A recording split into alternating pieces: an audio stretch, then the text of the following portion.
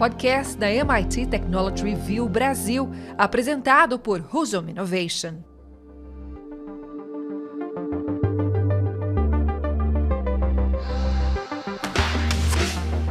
Olá, sejam bem-vindos e bem-vindas ao podcast Energy Center da MIT Technology Review Brasil.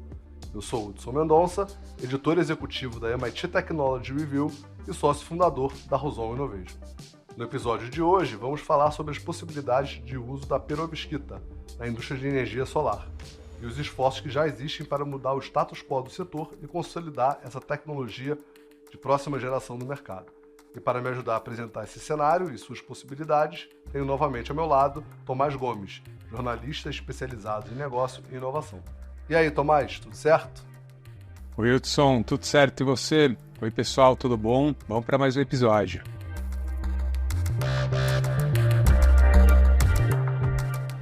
Bom, Hudson, para a gente começar, então, eu acho que vale a pena a gente explicar, né, o que é esse material aí de nome para a gente não tão familiar, né, as perovskitas. Bom, Tomás, realmente tenho que confessar que para fazer esse episódio eu tive que fazer um treinamento aí do Trava-Línguas para falar perovskitas de uma maneira tranquila. Realmente não é um nome muito fácil para a gente. Mas, de maneira resumida, as perovskitas são minerais de óxido de cálcio e titânio.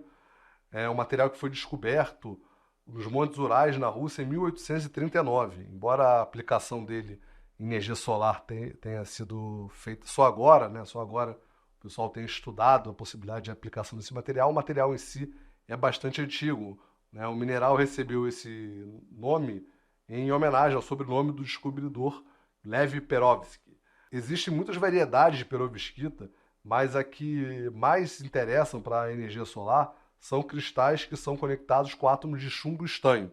Isso leva a um problema que a gente vai relatar aí ao longo do episódio da aplicação em larga escala da perovskita. Ela, ao contrário dos átomos de silício policristalino, que a gente já falou aqui algumas vezes em episódios passados, elas reagem a uma ampla mais gama de frequências de luz visível e consegue capturar mais luz para transformação em energia elétrica e, obviamente, aumento de eficiência dos painéis solares como a gente conhece hoje, né? Ou seja, maior geração de energia solar por metro quadrado. Então, hoje, lembrando aquele contexto que a gente já falou algumas vezes sobre energia solar, 90% dos painéis solares no mundo são feitos de silício policristalino, uma tecnologia que a gente chama de primeira geração.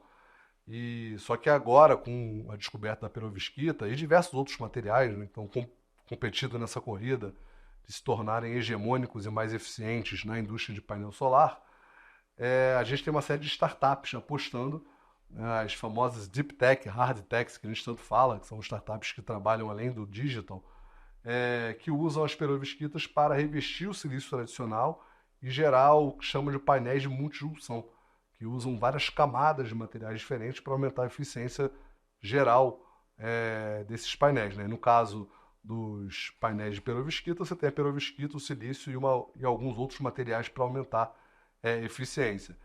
Qual é a vantagem de fazer esses múltiplos filmes?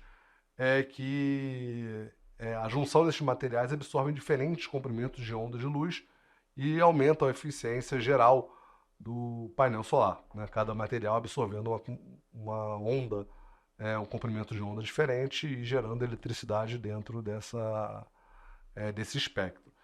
E acho que um número importante, dizer o quanto isso está evoluindo rápido, esses painéis, né, chamados de filmes finos, a gente vai falar um pouquinho mais sobre eles, em menos de 15 anos, eles deixaram de ser algo apenas ligado a uma curiosidade feita em laboratório, né, por terem características de serem leves, flexíveis e transparentes, mas eles tinham uma eficiência só de 3,8% de maneira geral.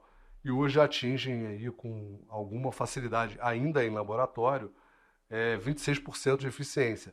Algo muito próximo das médias dos painéis de primeira geração que estão no mercado, que hoje possuem eficiência entre 20% e 25% de conversão de energia solar em energia elétrica. Então, de maneira resumida, As perovskitas, elas são uma categoria de materiais, né, um tipo de revestimento que hoje pode ser feito nas células de silício, que fazem com que esses painéis se tornem muito mais baratos, eficientes, e com características de flexibilidade e transparência que são importantes para diversas aplicações. Então, acho que a gente pode passar para o próximo passo, né, aí do contexto da perovskita e entrar nos detalhes da aplicação, potencial de impacto e desafios, como a gente costuma fazer nesses raios-x de novos materiais. Exatamente, Wilson. Você já puxou aqui o próximo ponto que eu queria abordar com você. Alguns deles você também já falou aí nessa sua resposta agora, mas eu queria que você explorasse um pouco mais, né? Quais são as vantagens que esse material oferece, né? E qual que é o potencial de impacto dele na indústria de energia solar, fotovoltaica. Então, Tomás, eu fiz um overview aqui no comecinho do episódio, mas acho que vale, como você disse, destacar um pouquinho do que a gente está falando. Então, quando a gente fala da vantagem de facilidade de produção, os cristais de perovskita são muito mais fáceis de ser produzidos do que os cristais de silício policristalino, que são atualmente usados em 90% dos painéis solares comerciais. Por que eu digo isso? Porque para cristalizar o silício, que é uma etapa fundamental para a aplicação do silício, tanto na indústria eletrônica quanto na indústria de energia solar, né, a fazer os painéis solares, você precisa atingir um certo grau de pureza que envolve elevar a temperatura em torno de 1.400 graus Celsius. No caso do silício, que consome, obviamente, muita energia para chegar a essa temperatura e, consequentemente, emissão de carbono, e também processos muito mais caros. Você não consegue fazer um processo de produção de 1.400 graus Celsius em diversos materiais, porque esses materiais associados ao silício derretem. Por exemplo, o plástico é um exemplo deles. No caso da perovskita, você envolve apenas uma mistura de alguns produtos químicos e temperaturas muito menores. A gente está falando aí do silício policristalino em 1.400 graus Celsius. No caso da perovskita, a gente consegue fazer o processo produtivo em temperaturas abaixo de 100 graus Celsius, 70, 80 graus Celsius. E o que isso gera de vantagem absoluta? Primeiro, você não precisa gastar tanta energia para aquecer, né, para gerar tanto calor e fazer o processo de cristalização do minério. E também você consegue fazer essa cristalização associada a materiais que a 1.400 graus Celsius derreteriam, por exemplo, o plástico, que faz com que você consiga ter painéis solares. E aí, já indo para uma segunda vantagem potencial de impacto da perovskita, materiais mais flexíveis, transparentes, leves e finos. Então, a gente está dizendo aí que células de perovskita chegam a utilizar de 10 a 1.000 vezes menos materiais do que uma célula um painel solar com células de silício policristalino, por exemplo. Você consegue fazer com que essa célula seja transparente, e flexível. Então você consegue aplicá-la, por exemplo, em revestimento de prédios, em vidros, uma espécie de insufilme que gera energia solar. Então você tem uma série de propriedades que fazem a perovskita ter um potencial enorme, tanto em relativo a custo, facilidade de produção, quanto às propriedades propriamente ditas, né? Se a gente for fazer essa divisão em termos de geração, e alguns especialistas fazem isso, a gente coloca, né, a gente tem observado que os painéis solares atuais de silício policristalino são os de primeira geração, e os de filme fino, que são os emergentes, incluindo perovskita e outros materiais, são categorizados como segunda geração e com potencial muito maior do que os painéis de silício policristalino. Essa barreira que hoje os painéis de perovskitas possuem, elas têm sido gradativamente superadas, principalmente no que se refere à eficiência, né? Como eu disse, há 15 anos atrás, as tentativas de painéis de filmes finos tinham 3, 4% de potencial de conversão de energia solar em energia elétrica.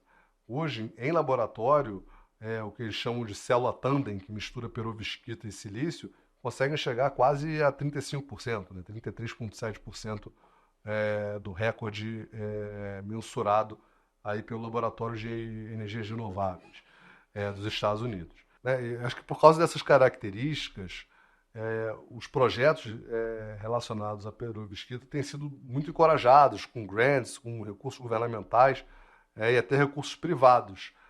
Algumas startups têm se destacado, acho que vale a pena mencionar. Primeiro, a First Solar, sediada no Arizona, que é a maior fabricante de energia solar dos Estados Unidos, em maio comprou uma empresa europeia de perovskita chamada EvoSolar. Então ela começa a internalizar a pesquisa e as inovações vindas, né, de desenvolvimentos relacionados à perovskita em seu portfólio. Provavelmente vai começar a olhar isso de uma maneira comercialmente mais estruturada. Também, nesse mesmo período, maio, junho, a Hanwha Kcells, que é sediada na Coreia, anunciou um investimento de $100 milhões para montar uma linha piloto de perovskita em tandem, que é essa tecnologia que mistura a perovskita com o silício policristalino dos painéis tradicionais. Então, assim, o que a gente tem visto aí de impacto relacionado à perovskita é que, na verdade, a gente está inaugurando uma nova tendência, uma nova vertente de desenvolvimento de painéis solares que está chamado de segunda geração. Muito bom, Hudson. Queria saber um pouco, né, quais são os desafios agora que a gente tem para aproveitar esse potencial, né? Como sempre, a gente, como todos os temas que a gente fala aqui, todos eles apresentam grandes potenciais, mas todos eles também têm aí uma série, né, de obstáculos e gargalos para se consolidar como uma solução de massa. No caso das perovskitas, a gente está falando de quais desafios? E qual o tamanho desse desafio também? Então, Tomás, essas coisas do trade-off são sempre uma constante aí quando a gente fala de transição energética, alternativas e possibilidades, né? Então, se por um lado as perovskitas têm essa super vantagem, né, de ter uma visão, uma facilidade de produção, uma redução de custos, ser flexível, transparente, leve e fino, por outro elas têm um problema de durabilidade e, obviamente, escala de produção.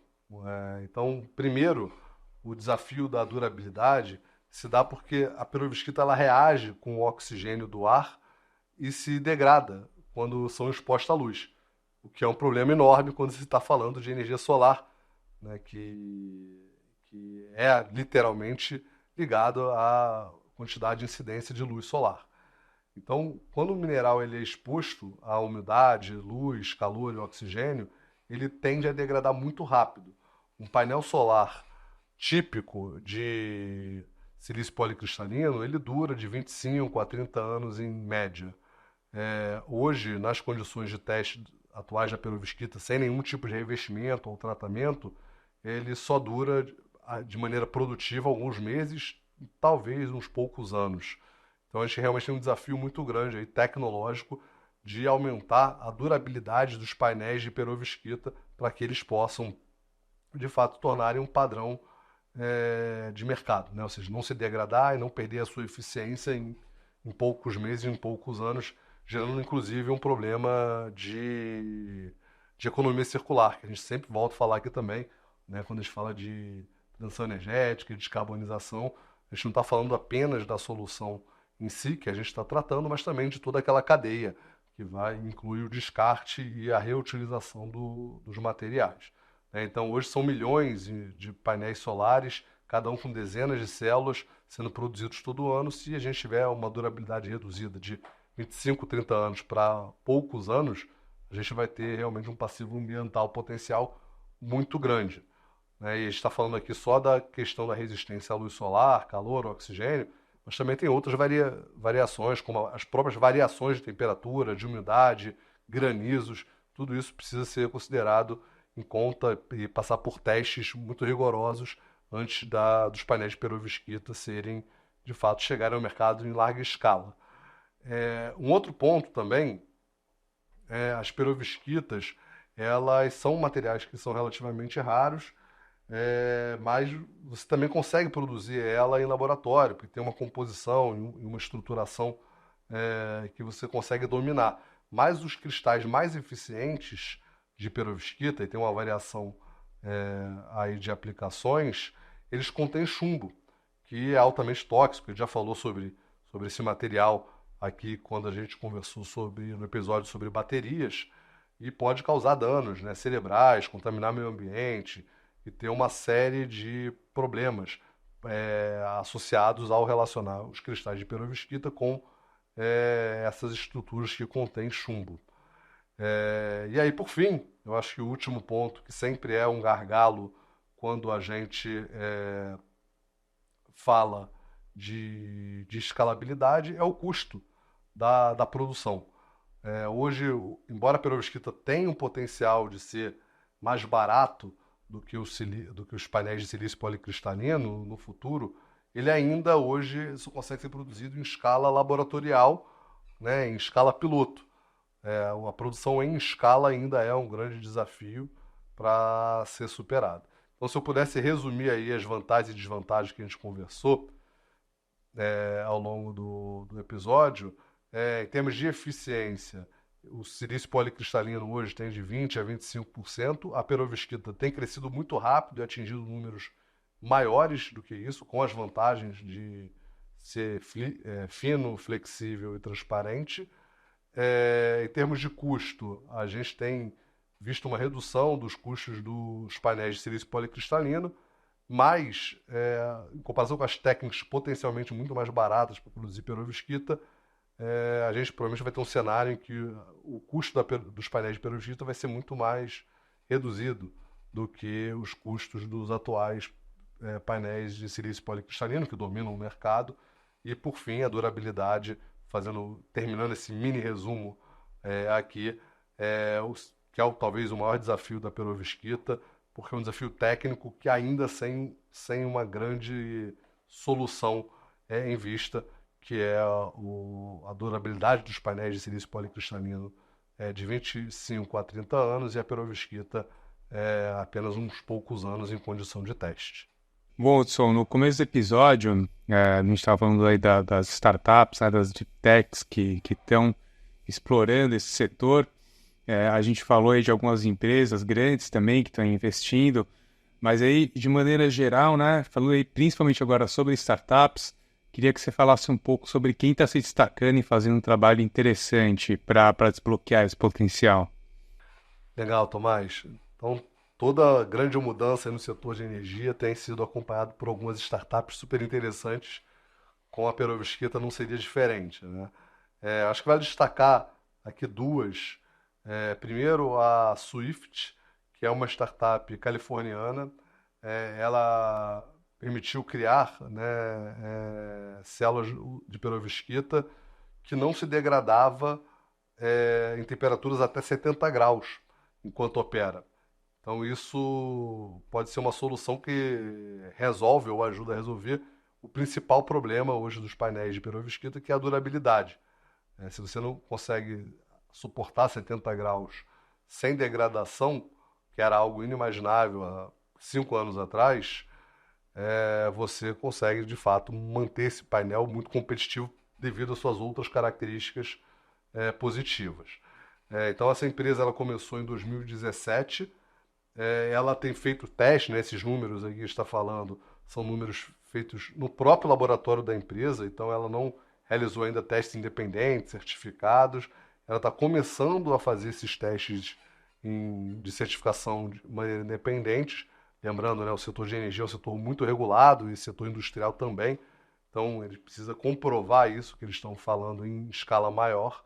Mas a expectativa dos fundadores dessa startup é lançar uma operação comercial com painéis de perovskita usando essa tecnologia que não degrada em temperaturas até 70 graus em escala comercial em 4 anos. E acho que na Europa vale destacar uma startup, a britânica Oxford PV, de fotovoltaica, que desenvolveu uma tecnologia similar também, que evita a degradação, e ela já é mais ambiciosa.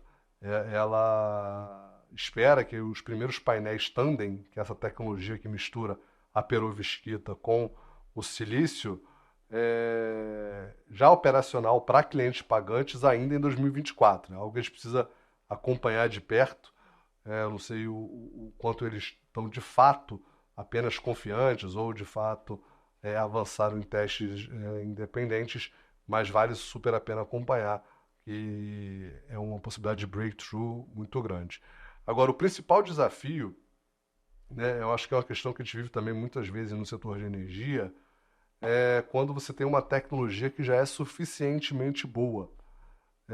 Então, toda mudança, né, quando a gente se depara com uma tecnologia que é suficientemente boa, que é o que tem acontecido com os painéis de silício policristalino, que tem aumentado bastante eficiência através de outros tipos de tecnologia, é você de fato mudar, né? Porque uma mudança de paradigma como essa desloca alguns players que já estão estabelecidos no mercado, que já têm altos investimentos em fábricas altamente produtivas em larga escala com a tecnologia anterior.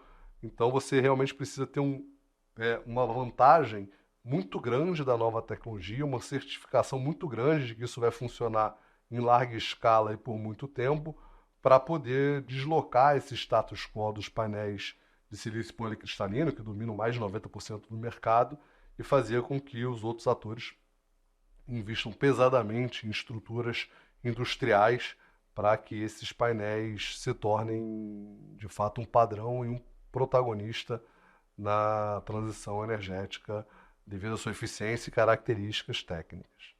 Muito bom, Hudson. Acho que depois aí dessa sessão especial sobre perovskita, podemos ir para o Energy Beats. Vamos lá? Momento Energy Beats. Bom, Tomás, então vamos às dicas do dia do Energy Beats. Eu vou começar aqui com os meus. Para quem quiser saber mais sobre o assunto, eu sugiro um artigo muito bom, lançado em dezembro de 2023 pela revista Pesquisa FAPESP, mostrando mais uma vez que é algo que está saindo das bancadas dos laboratórios e indo para o mercado agora, né? Algo que a FAPESP tem coberto, a Fundação de Amparo à Pesquisa do Estado de São Paulo. Esse artigo se chama Corrida pelas Células Solares de Perovskita. Ele relata um pouco das iniciativas, do que os laboratórios estão fazendo, do que algumas startups estão fazendo e o papel que o Brasil pode ter nesse cenário. Então, acho que vale super a pena dar uma olhada nesse artigo. Tem uma linguagem super acessível, apesar de ser de uma revista científica. Ele é muito claro na sua explanação sobre o potencial da perovskita e como é que esse jogo pode mudar o segmento de energia solar no Brasil e no mundo. Bom, esse foi meu Beats. E você, Tomás, conta pra gente aí quais são os seus Beats de hoje. Bom, hoje eu tenho um Beat que o Departamento de Energia do governo americano, que é o site deles, eles têm uma série aí de artigos e fascículos explicando aí alguns dos movimentos e tecnologias que estão influenciando o setor. Tem uma seção especialmente dedicada à eficiência energética, energias renováveis, e tem um capítulo sobre as perovskitas. Então, eu acho que também, como você estava falando, é um complemento aí para falar sobre esse tema, que é um tema, né, mais técnico, mas de uma maneira super didática, explicando tanto o funcionamento quanto as possibilidades. Então, o site é o energy.gov, e aí, para quem quiser procurar, pelo nome do artigo mesmo, é bem literal mesmo, é Perovskite Solar Cells. Fica aí meu beat de hoje, pessoal. Bom, pessoal, esse foi mais um episódio do podcast Energy Center da MIT Technology Review. Mais uma vez, muito obrigado por passar nesses minutos com a gente. Não deixe de nos seguir no perfil da MIT Technology Review Brasil, na sua plataforma de podcast preferida, assim como nas redes sociais. Vai lá. Tomás, mais uma vez, obrigado pela conversa e pela parceria de sempre. Valeu, Hudson. Obrigado, pessoal, pela audiência. Até semana que vem. Valeu, pessoal. Até semana que vem. Podcast da MIT Technology Review Brasil, apresentado por Husum Innovation.